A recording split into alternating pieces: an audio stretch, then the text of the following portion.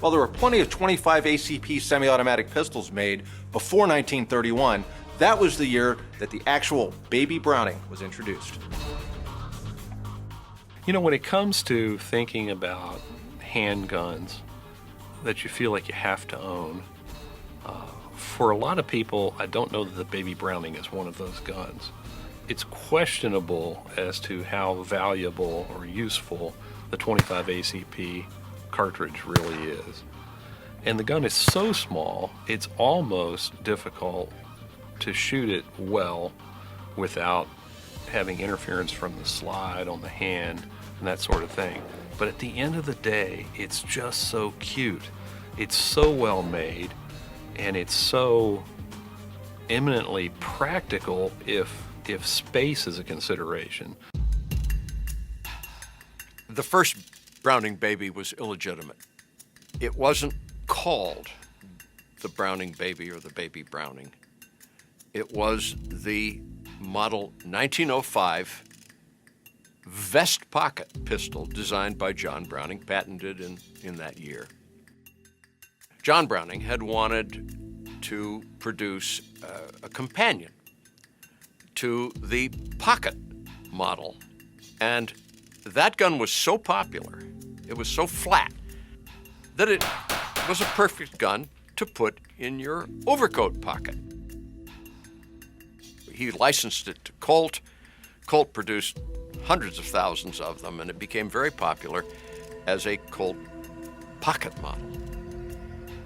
But Browning envisioned one that was even smaller, a vest pocket pistol. The baby Browning is really one of the smallest and greatest creations of the genius of John Moses Browning. But it wasn't introduced until after the great man's death. It was introduced by Fabrique Nationale in 1931.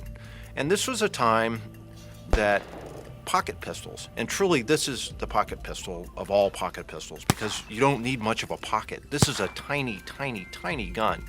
And it was a gun that they made about 500,000 of.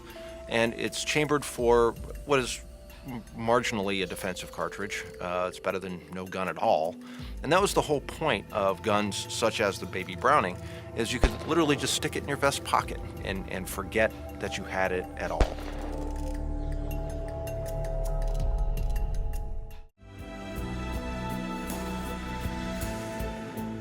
Right after Browning died, his right-hand design man, Dieudonné Saïve, wanted to show that, you know, he was a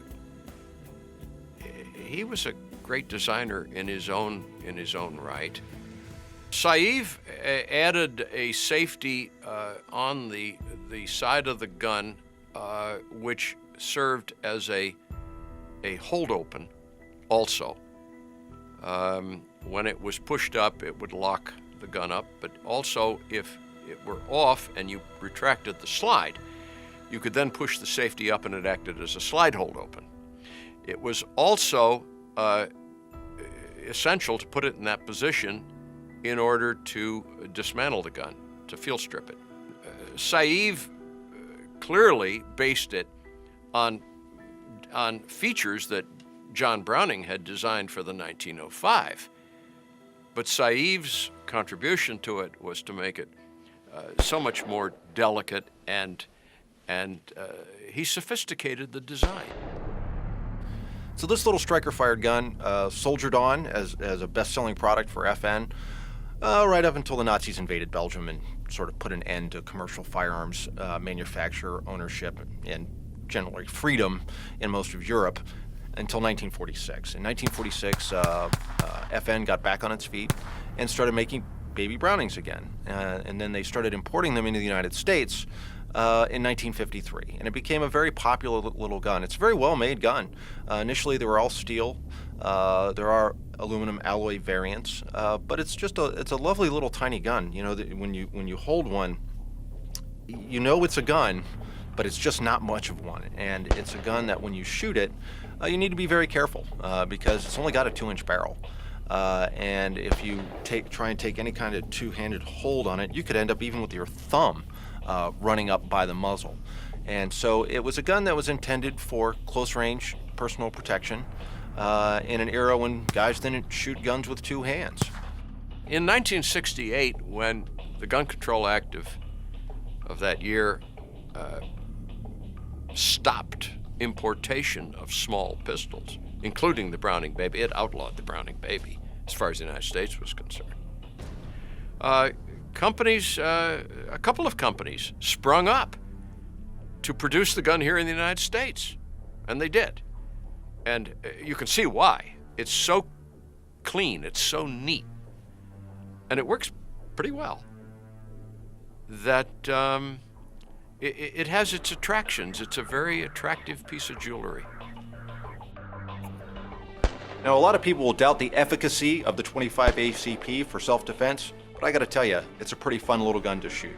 That's all the time that we have for this week. If you like this show and you're not an NRA member, you need to join right now. Go to AmericanRifleman.org. I'm Mark Keefe, and I'll see you next week right here on American Rifleman Television.